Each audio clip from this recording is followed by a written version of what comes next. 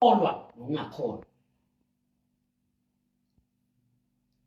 uthi uyazi mama uyagula athi nomthandazela aphile kodwa kukho izinhliziyo yena kodwa uzophila ungasaphili unakholwa nongakholwa isikhathi sonke abafundi ngoba beyikhulekela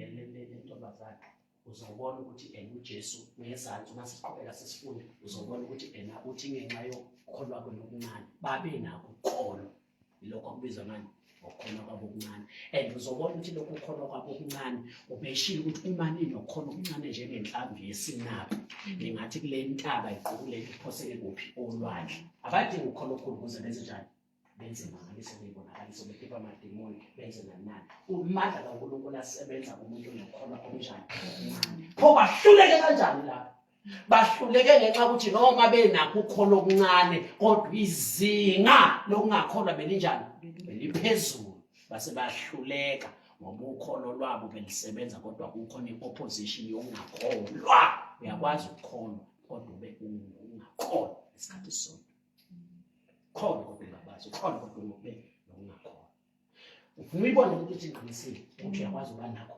ngesikhathi sonke hamba ukubuka lapha Sizukulwane esingakholwayo nesiphambeneyo koze kube nini nginani na koze kube nini nginibekezelela na yiletheni lapha kimi uJesu wayeseyikhuza ngifuna lapha niyabona lapha ngenhla la lo wesifazane samreportela ngifunda la ngenhla samreportela konke ngifuna sifunde la okay Isaiah 15 yeah wathi Nkosi hawukela indodana yami selenani kahle lapha yes ngokuba inesithuthwane ihlupheka kabi lokhu iwela kaningi emlilweni kaningi emanzini yes ngilethe kubafundi bakho kepha bahluleka ukuyikhipha ngoba ukholwa kokwenzima ngaliso kunjani ukholwa kodwa kuphazamiswa yini ukungakholwa ingakho uJesu eblema ini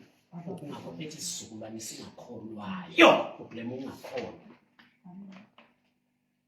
banako ukukholwa okuncane kokwenzima ngaliso kodwa lokho ukukholwa bahluleke nabo ngoba lokho khona ini opposition yokungakholwa uthi uJesu koze kube nini nginani ngoba lesi sikhathi kumele ngabe senenza imangaliso nezibonakaliso andisancikile kimi ukube kuthiwa bengekho mina physical lasho ukuthi le ngane bizosala ingasiza kalana uyabablema abafundi uzoba nini nginani uzoba nini nokukholwa kokwenza imangaliso kodwa kuvinjwe ukuthi kunani kunezinga lokungakholwa liphazamisa nani lilona lokukholwa kwenu bese amandla kaNkulunkulu ayaphazamiseka ngoba ushilo lapha kwencwadi kaMathewu yakhumbula 11 ukuthi uma nithi kulento akaqhubuleka ngikusho ukukholwa enhlizweni kodwa ningangabazi ngoba uyazi ukuthi uyakwazi ukukholwa kodwa ungabazi uthi ukusho ungangabazi kodwa ukholwa uyakwazi ukungabazi ubukholwa futhi uthi kodwa isimangaliso senzeka uma wena ubukholwa ungekho ungabazi kodwa uma kukhona ukukholwa kodwa kukhona i-opposition yokungabaza uyaphazamiseka wena ukwenza isimangaliso uhluleka nokholo oluncane lokwenza imangaliso waza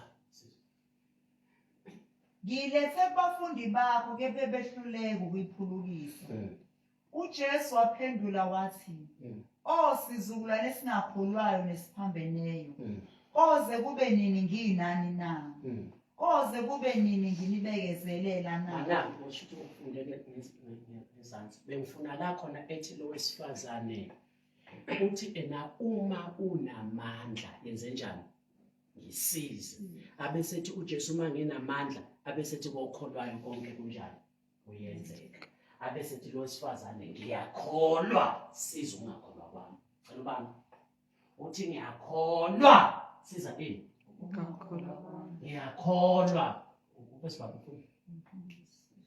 afundo uma lokho Mark chapter 9:14 ungavala futhi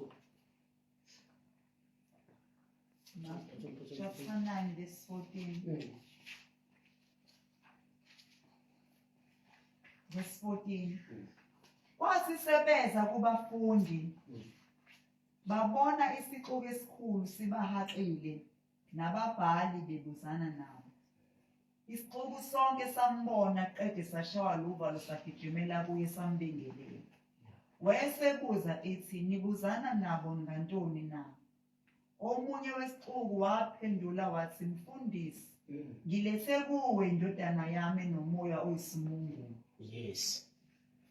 Uthi lapho eyibambayo eyidonsela phansi ikhihliza amagwebu, igedle amazinyo, iphele amandla. Ngikhulume nabafundi bakho ukuba bamkhiphe, kepha behluleka.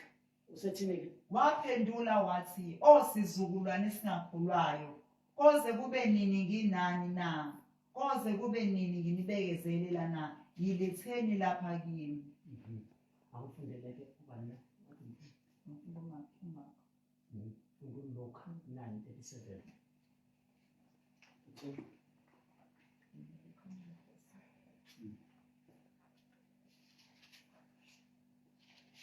Luka 9:37. Yes. Kwathi ngangomuso sebehlile entabeni, isixuku esikhulu samhlangabeza. Oh yes. Bheka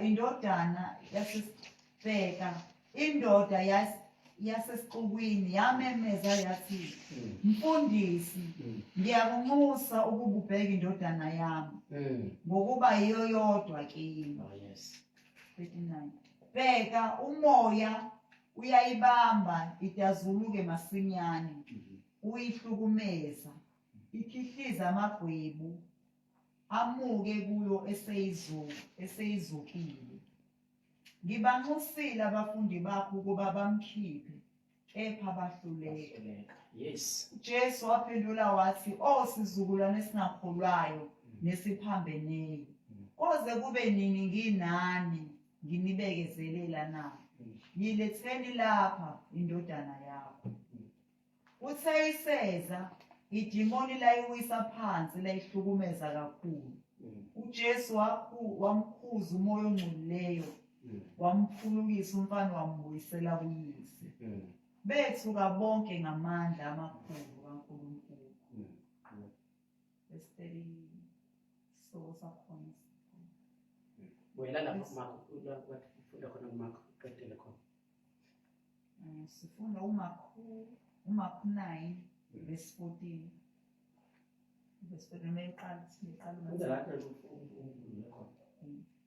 Kwathi sebeza kubafundi, babona isixuku esikhulu sibahaqile, nababhali bebuzana bodwa. Isixuku sonke sambona qede sashawa luvalo, sagijimela kuye, sambingelela. Wesebabuza ethi, nibuzana nabo ngantoni na? Omunye wesixuku waphendula wathi, mfundisi, ngilethe kuwe indodana yami enomoya oyisimungulu. Uthi lapho eyibambayo uyidonsele phansi, ikhihliza amagwebu, igedle amazinyo, iphele amandla. Ngikhulume nabafundi bakho ukuba bamkhiphe, kepha behluleka. Waphendula wathi, sizukulwane esingakhulwayo, koze kube nini nginani na? Koze kube nini nginibekezelela na? Yiletheni Marko 9:14. verse 22-23. Verse 22. Uyiphonsile kaningi emlilweni nasemanzini ukuba ayibhubhise. Kodwa uma unamandla okwenza usho bani manje? Loba uthi uma unamandla okwenza utho yenze njani? Sihawukele. Usethini kuJesu impendulo yakhe? Wayesithi kuye, uma unamandla. Wathi uma nginamandla. Konke kungenzeka. Wathi cha, hayi uma nginamandla. Akudingeka amandla. Laba abahluleka abapostoli abalandeli bami amandla benawo. Behlulwa yini? Ukuthi bebekhona kodwa kukhona ini ukungakhona. Usethi uJesu uma nginamandla cha, hayi uma nginamandla. Banalabo amandla bebenawo kodwa bahluleka. Ubanikela amandla phekwa yonke imimoya nokulapha zonke izifo. Bahluleke nawo ngoba bebenokhona kodwa benani nokungakhona. Kanti ngithe mina uma umuntu ekhona kodwa engangabazi engenakho ukholwa enhlizweni uyakuthi kule ntaba ayisuki imlalele. Izimo ilalela umuntu okhulume nokukhona ungabaza kungekho, ungakholwa kungekho. Laba abahluleke ngoba ukholwa bebenakho kodwa kukhona ini ukungakholwa. Hayi ngoba beshoda ngamandla, amandla ngibanikile. Singahamba siyobuka la uJesu nawo wababiza abafundi bakhe uLuka chapter 9 wababiza abafundi bakhe ungavuni mhlawumbe wababiza abafundi bakhe kuthiwa wabanika amandla phekwa yonke imimoya naphezu kwayo yonke ini izifo. And bahamba ngempela bayoyikhipha imimoya nezifo kodwa la sibathola behluleka benawo amandla. Uthi uJesu uma nginamandla akushodile amandla la akufuneka amandla uNkulunkulu ukhona namandla. Inkinga lapho ukuthi ukholwa nongakholwa endaweni eyodwa. Usethi ena bokholwayo leligama ukuthi bokholwayo usho ukuthi bokholwayo kodwa kungakholwa. Ngokuzomuzwa ngezantsi esesola abafundi bakhe ena sizukulwane singakholwayo. Ngoba nini nginjani nginani? Okusho ukuthi nina njengamanje amandla ninawo nokholwa okwenza imangaliso ninakho kodwa niphazamisa ukungakholwa. Manje ublame ungakholwa uthi khona lokhu okuvimbele ukholo lwenu ukukhipha le nkinga. Amen. Funda. Konke kungenzeka kokholwayo. Ngoba futhi uthini loyise umntwana? Uyise womntwana wayesememeza masinyane. Wathi ngiyakholwa. Wathi ngiyakholwa siza ini? Ukungakholwa kwami. Yambothi lo mbaba shothi unezinto eziwu2. Uthi ngiyakholwa ngisiza ini? Ukungakholwa. Okusho ukuthi nginakho ukungakholwa ngisize kukho. Ngiyakholwa siza ukungakholwa kwami. Unezinto eziwu2 eyedwa ukukholwa nokungakholwa. Yezwa lena. Uma ke sebebuza abafundi bakaJesu ukuthi why bengamphulukisanga lokhu salomntwana, uJesu ushilo ngethi ukuthi inkinga ukungakholwa.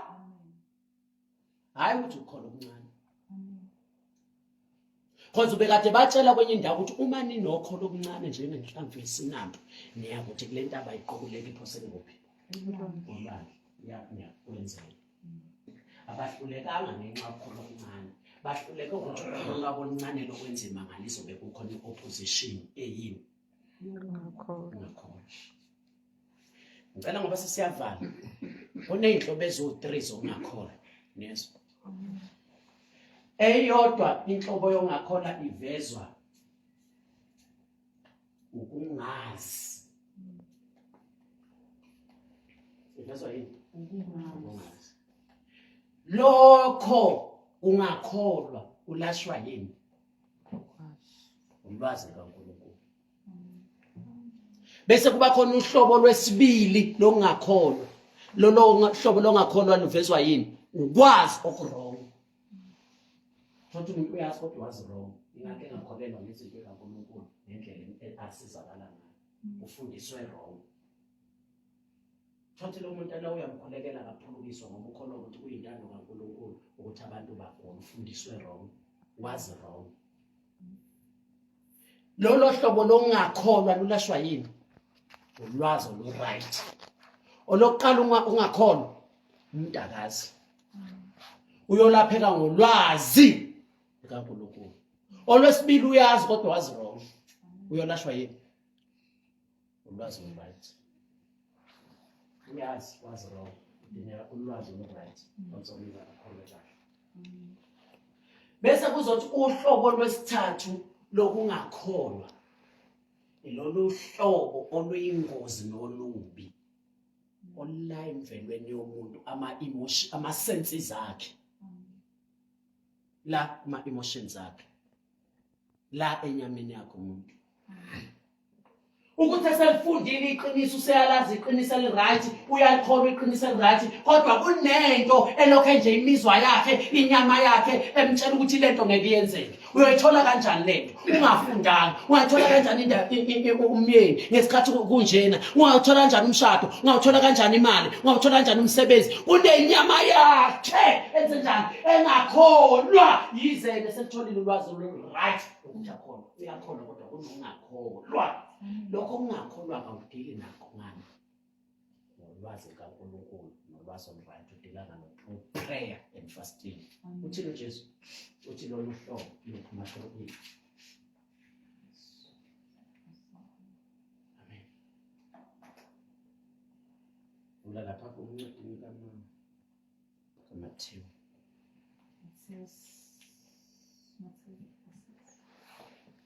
Okay, verse 21. Matthew 17, verse 21. Kepha lolo hlobo aluphumi ngaphandle kokuba kube uthi ke lolu hlobo aluphumi ngaphandle kwani prayer and fasting cela nibamba kwasesiyathandaza Amen.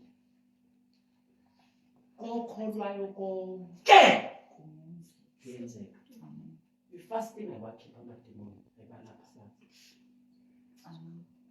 yes Amen. into ekhipha amademoni nelapha abantwini ukhona kodwa uma ethi uJesu lolu hlobo lokuphuma ngaphandle fasting and prayer uthi ukholo lwenu liphazanyiswe ukuthi niyakhona kodwa khona ukungakholwa manje lolu kholo lwenu oluncane lokwenzile mangaliseke kulo liphazanyiswe ukuthi beninalo kodwa kukhona i-unbelief lolu hlobo lwe-unbelief ngekudile nalo ngezwi ngekudile nalo ngolwazi right nodila nalo through in fasting i-fasting ekwazi ukudila nama-emotions akho cela ningibambele awukwazi ukufastela ukukhulisa ukukholwa kuvela ngokuzwa ukuzwa kuya ngezwi kaKristu ukholwa nje kuvela ngokuzwa futhi kukhula ngani ngezwi kaNkulunkulu i-fasting ayidili nokholo i-fasting idilwa ne-unbelief inyama yakho ngoba into evimbe ukuthi wena wenza imangaliso hayi ukuthi ushoda ngokholo ukholo olukhona awudingi ukholo olukhulu ukuze wenze imangaliso ukholo oluncane njengenhlamvu esinapi likwazi uNkulunkulu ukulisebenzisa enze imanga ezinkulu amandla kaNkulunkulu enza imanga ezinkulu ngokholo oluncane uma ubona amandla kaNkulunkulu engazenza imanga ukholo oluncane unalo isuke kuvimbe i-unbelief ama-senses akho inyama yakho and inyama yakho ayidingi izwi idingi fasting ukuyithobisa ukuyehlisa bese kuzothi lolu kholo belivimbeke uzobona likwenzela imangaliso nezibonakaliso ngoba inyama ibikhuluma ibingakholwa njani sifile sithobisiwe isithulisiwe ukholo lakho selikhuluma unbelief njani ithule fasting idilana hayi nokholo idilana ungakholwa ungakholwa ukuvela hayi ngokungazi ungakholwa ukuvela hayi ngolwazi olwrong kodwa ungakholwa ukuvela ngani ama-senses zakhe inyama yakho lolo hlobo kwelani le-unbelief awudili nawo ngolwazi awudili nalo ngolwazi olright udila nangani prayer and fasting ngakho nje prayer and fasting ayikuthengela izinto uNkulunkulu ayishintshe uNkulunkulu umqondo kodwa ishintshe inyama yakho bese kuthi izinto ebekade ngenzeki unazi ikhali kaNkulunkulu unawo amandla kaNkulunkulu unalo ukholo kodwa zivinjwe inyama yakhe unbelief esenyameni yakho fasting idila nenyama yakho idila namaphimbo enyama yakho idila nalokho kungabaza kusenyameni yakho idila nalenyama yakho emelene neNkulunkulu uma yathula inyama yakhe ithuliswa ifasting usala nokholo sekungekho kungabaza usala nokholo enhlizweni inhliziyo ingasangabaza ithulile inyama thuliswa ifasting that is why fasting ibalekile bandleni ibalekile kumzalwane ngoba kunezinto umzalwane ahlonyiswe ngazo ukuthi angahlulwa lutho kodwa uhluleka nazo njengoba abafundi bakaJesu bahluleka bephiwa amandla phekwa amademoni nezifo zonke bangazele nokukhipha babuye bajabulele kodwa kusasa bathola behluleka uJesu washo ukuthi ngihluleka amandla ninawo nokholo linawo ngoba bekukhona ilevel ephakeme so that inyama izothoba bese kusala ukholo lwenu izinto uNkulunkulu anikeza zona ngehlule kuyisebenzisa nezinto kufanele ninoye ngehlule kuyibukela bese kube ngathi ngithenga izinto uNkulunkulu nge-fasting ngathi cha fasting idile nenyama yakho kwase ukuthi izinto uNkulunkulu akunike zona awusaphazamiseki ukuzamukela nokuzenza nokuhamba kuzo ngoba inyama ile kuphazamisiwe i-fasting idile nayo yabo i-fasting ibaluleke kanjani yebo ayithengele izinkulunkulu siqedile sisithi enjoy fasting Ngithengile izinto kuNkulunkulu. ingakho umuzozwa abantu abaningi ukuthi mina ngangifuna imali ngahambe ngayofasta ngayithola imali kube ngathi wayithenga ngefasting cha uNkulunkulu wayevele efuna lo mzalwane ukuthi abe nemali kodwa kunezinto ezila kuye ebezimvimbela ukuthi izwi laNkulunkulu alikholwa lenze njani liphumelele lokho ungakholwa lize khona inyama yakhe ibiphezulu unbelief enyameni yakhe ibiphezulu lolu hlobo lwe-unbelief akusiyo leyo kungazi akusiyo loyani yokulwazi olwrong lo mzalwane uyalazi iqiniso edwazi iqiniso langempela kodwa lo mzalwane leliqiniso lemsebenzeli ngenxa ukuthi noma ekholwa leli qiniso kodwa khona ungakholwa okusezingeni eliphezulu okumelene nokholo lwakhe elincane lo mzalwane usedinga ini i-fasting ngoba izwi likhulisa impi alidili noma ungakholwa lokho kwama-emotions lokho kwenyama lidila noma ungakholwa kokungazi nokwazi okurong kanti ne-fasting ayidili nani ayidili nokholo idila nani nokungakholwa kwama-emotions kwenyama yakho kuphela ayi-edi fasting ukholo ayikhulisi ukholo kodwa idila nani nenyama yakho unbelief idila nakho idila nempande ye-unbelief ngiyakholwa sizo ungakholwa umuntu osindisiwe onokholo kodwa khona ungakholwa impande ye-unbelief yiyo lenza ukuthi uma sekumele emukele izinto ey'nkulu uNkulunkulu ngokholo okuncane ebese kuphazamiswa ile mpande esenyameni kuma-emotion enyameni yakhe iyakhuluma iyalwa inyama yakhe kumele afaste i-fasting ayikuze ukumsiza okholweni ngeke ekhulise ukholo ngeke emenze akholo kodwa izodila nani nokungakholwa inyama yakhe ithule yenze njani ibe ngaphansi komoya bese kuzothi umoya ukwazi ukumukela izinto ingasaphazamiswa inyama wabona uyakude empilweni ngoba lezinto ey'nkulu ukwazi ukuyimukela ungaphazamiswa yini fasting ikwazi ukudela nenyama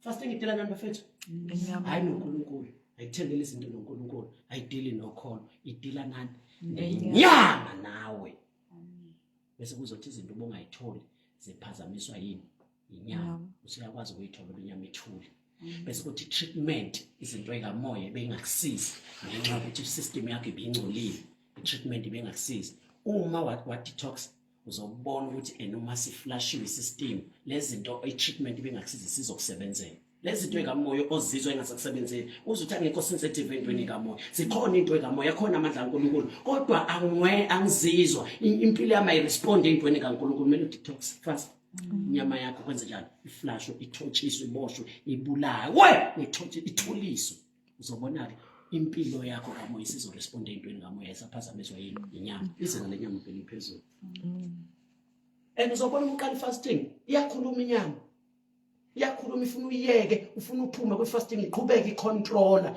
ube neminyaka ewu-450 wasindiswa kodwa ungenalutho kodwa uNkulunkulu ufuna ukuphumelela ube nezinto and uphile zona kodwa ukwazi ukuzamukela ngoba ukholo lwakho liphazamisa yini izinga eliphezulu lenyama yakho unbelief kumele udile nayo ingani i-fasting unbelief inyama yakho i-fasting kuphela ukwazi ukudila nayo inyama yakho amaphinda sinyameni yakho atshela ukuthi ngeke uphumelele ngeke kwenzeke lento evumelana noSathane against impilo yakho ukuthi iphumelele inyama yakho sithi esikhulu somuntu akusiuSathane inyama yakhe sithi esikhulu sila kuwe inyama yakho yena ngithi uma ngikutshela ukuthi wena uzophambili wena uzophumelela wena uzoba nemali uthi yebo phakathi kwakho konke ithi kanjani yiyo lento ngutshela ukuthi mina uzophila ngempela ukuthi izwi laNkulunkulu liqinisile uma lithi uzophila kodwa khona into deep phakathi kuwe etshela ukuthi hayi isifo ngathi sikhuthi ngophila inyama yakho and leyo nyama yakho akusilo izwi elizodilana nenyama ngoba izwi likhona uyalikholwa kodwa ukholwa kwakho kuphazanyiswa inyama fasting eyodilana nenyama umuntu obalekela i-fasting ubalekela ukusizakala kwakhe ngoba unezinto angeke esizakale kuzo evinjwe yini isystem yakhe ingcolile inyama izinga lawo liphezulu izinto uNkulunkulu ikhona ziyanqaba ziyatholakala kodwa uma ifika kuwe uyagejeka awukhethe uNkulunkulu awukhethe uNkulunkulu uNkulunkulu akakhethi phela emasini ukhethwa yini inyama yakho iyona kubambezelayo inyama yakho yini mfethu Inyama yakho. umuntu oyahlabelela dala ethi iyo lenhliziyo akasho ukuthi usathana iyo lenhliziyo lithi lotho Engonisayo. Inhliziyo kwaba kasathana Mayibhujise. yini inhliziyo Nyama. nyama yiyo le kubambezela yiyo le konisana yiyo le wenza njani wenza amaphutha nama-mistake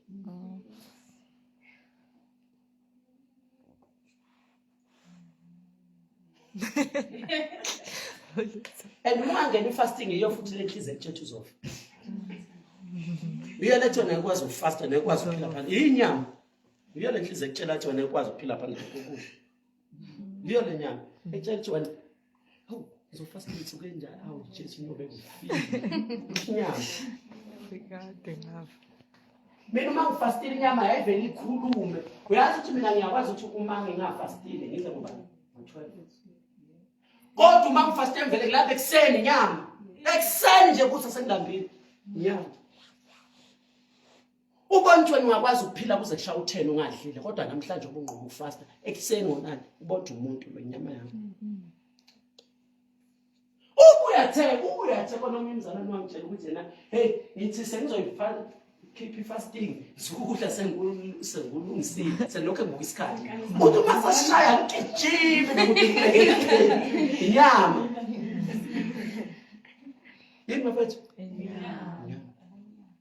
udila ngayo nani inyama ngomthandazo lezi fasting yazi ukuthi bafethu ngicela ukunitshela iqiniso ngicela ukubona abazalwane abaphumelele khona umuntu umzalwane ojwayele ukuthi ufuna imali ayithole uhambe wayofasta awuthengi imali uNkulunkulu uthanda ukuthi bonke abazalwane baphile njani babe nemali and ukholo lokuba nemali linjani abanye banalo through ulwazi kodwa abayithola imali sebenalo ukholo lokuyithola ngoba khona into enyameni yabo enjani baza ukholo lwabo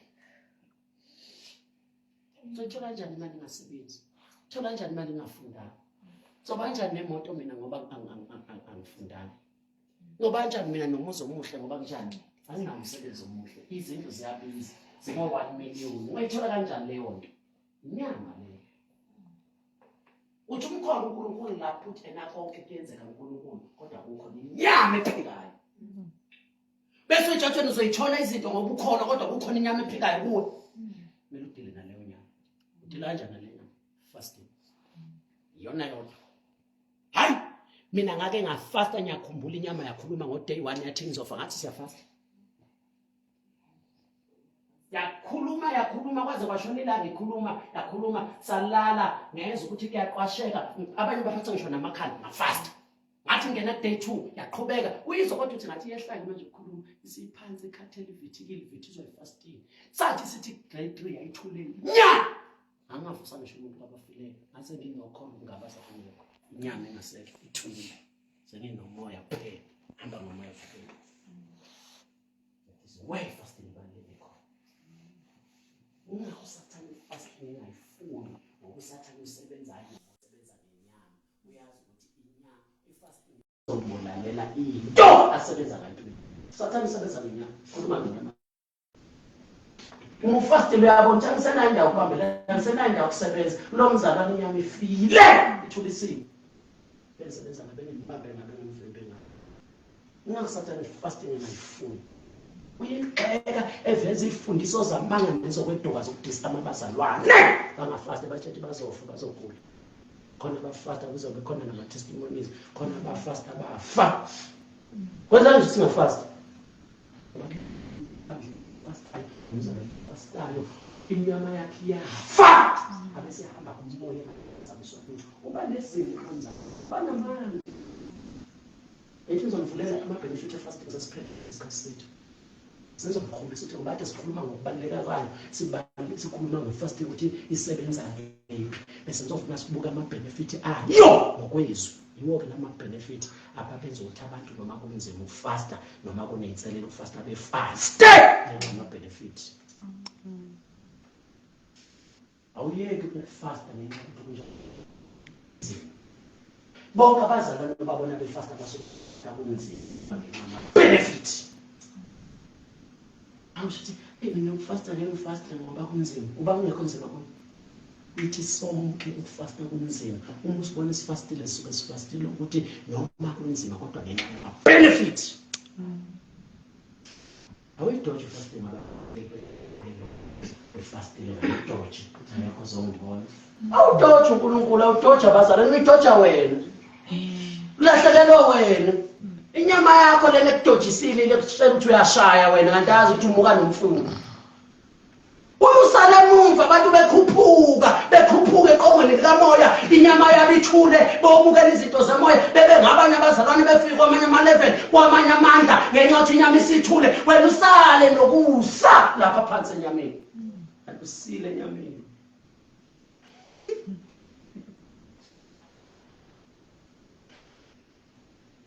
Ayithatha uhlakaniphile umuntu othi fasting. Abantu befastile ayekho ngibonile awangayi enkonzweni noba kune-fasting.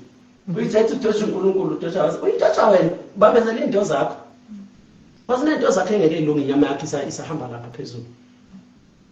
Yabona inyama yakho isahamba lapha phezulu. Ngeke izinto zakho ilunge. Bele inyama yakho enzenjani?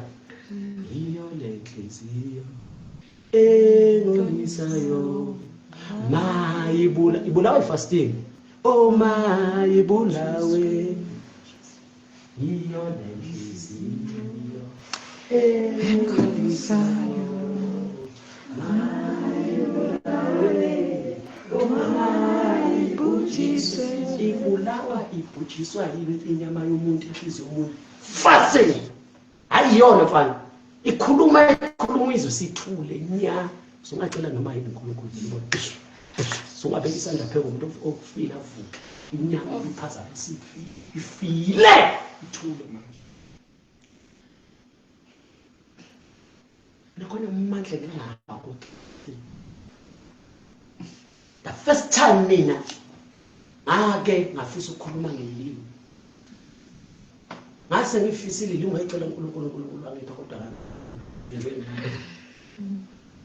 One day sasisemandeni kumisithelo. Abona ngene 3 days fasting. Uthatha 3 days fast. Already fasting ngebandla yabazalwane wayeyamnedwa angena fast. Fastela ukuthenga uNkulunkulu. Fastela ukushintsha uNkulunkulu. uNkulunkulu vele uthanda kodwa kunento evimbayo. Uthanda fastela ukushintsha into evimbayo, inyama yami idela nenyama yami. Fast. Ngathi uma ngifika ku-day 3 yathola inyama yami. Lezi zilimo uNkulunkulu ebenze phezulu kodwa ngihluleka ukuyibukela ngenxa yenyama yathi ngithule inyama. Akho mina ngiyini. Ngingedwa hlelwa amandla ngaphansi kwakho. Ingedwa 100 isukile fasting. Namanje uJesu simthola uJesu umukela umoya ongcwele lapha. Uyahamba uJesu uyofasta 40 days. Kuthiwa ke umoya lo uJesu amukele ube namandla kodwa uJesu lawo manje ubengawezwa. Kuqeda fasting uzobona lapha kuLuka lithi wabuya. Amandla vele wena unawo emoyeni kodwa lawo mandla wakusiza umesemoyeni. Lawo mandla wakusiza abasiza abantu besemoyeni avenjwe inyama yakho kumele ehlele emphefumulweni. Faster ukuze inyama yakho izothoba lawo mandla semoyeni akopezela kubo. Uma thoba uya ngamandla usho ngamandla ayingeke design semphefumulweni naphezulu. Lazo sebenza khona. Una manje uzohluleka nawo esemoyeni kumele ehlele kuphi emzimbeni nasemphefumulweni.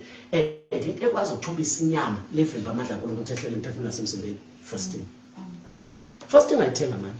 Fasting ayikwenzi wena amandla already unawo asemoyeni kodwa wehlele emphefumulweni nasemzimbeni afinjwe inyama. Hindrances. Le nyama idila nawo. khona abantu kaNkulunkulu athanda beshada thina befuna ukuthola imisebenzi and bayathandaza bamncenga uNkulunkulu ngongathi uNkulunkulu akafuni kanti uNkulunkulu ufuna ngaphezulu ukuthi wena ufune kodwa uyazi uNkulunkulu ukuthi ihindrance ezinjani kuwe and ukunikela isikhathi sokudila nawe athi yini fasting abemela bebasebenza bayimela bebafundile kodwa inyama abihlangene nokhokho lakho kubonokhokho babo bafungela ukuthi ngikuthumelele lemoya nithi okhokho benu le amadlozi mibi amukhohlisa lomon mibi ayincane ukuthi umuntu avela athola ingane bese kuba khona oshada kuthiwa umvali sibeletho kumele ashadise imimoya imivalile kodwa laba abangashadile bavulile ibaleni imimoya ikinga abantu ivala yonke imisebenzi kubaleka kuthiwa imimoya kumele enzele ukhokho wakho into ethi mibi ehlane nenyama yakho Malihanda laba fasini. UNkulunkulu uthanda ukuthi uphumelele, uthanda ukuthi ushade, uthanda ukuthi ube nemoto, uthanda ukuthi anendaba background yakho. Nendaba lethanda uNkulunkulu ngempela. uNkulunkulu aqamba mama. Uma ubona izinto engenzeki, angeke uNkulunkulu aqamba mama ngezweni lakhe. Kunehindrance zasenyameni yakho. And the only thing yokudilana nenyama yakho oqobo lakho is fasting. I don't fasting. I don't. Ungene kuyihamba namadolo thande noma ngathiwa kubuhlungu noma ngathiwa kuyinyukela noma ngathiwa kunzima angifuni ukugejwa zento zami ngokugeja fasting ngongena ngenxa yomphumela yomvuzo engothola nge-fasting ungagejeli kune fasting okumele uyenze ezibandla kune fasting okumele niyenze nibe igroup kune fasting okumele uyenze wedwa